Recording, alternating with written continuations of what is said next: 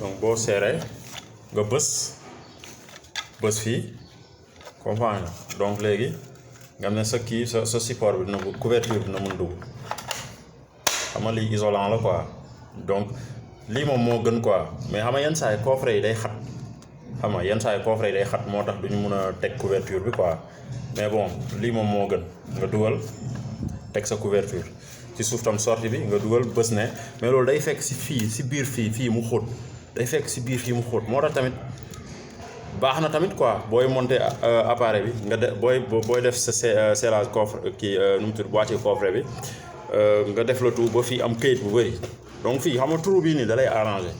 mais bëri na am ne ñoom day na fees nii rek na fees bu feesee après léegi yow doo am muu comme type yi loolu moo tax électricien di kat rek parce que après doo am muu bu bëri mais lii avantage c'est avantage parce que après trou gis na fii nii pax yi nii ngay gis trou lii avantage parce que boo amee muu di nga ko mën a lem dugal xam nga isolé yi nekk nii bañ a laalante xam nga isolé liggéey bi am na doo sonn daal doo sonn di dagg mais film bu gàtt moom wóorul yi gàtt moom wóorul parce que après mun nga comme li ma wax rek mun nga am benn dépannage wala leneen loo war a def après nga am problème da ngay obligé nekkaat fii di taxale fii lii te xam nga c'est pas recommandé quoi donc lii tamit bu mënee nekk moo gën quoi am na gis nga di nga mën a am espace dugal ñu bëri dañ koy sant mais bu mënee nekk moo gën du ko yàqal dara mun nga ko tëj sans mu yàqal ko dara parce que fii libre na quoi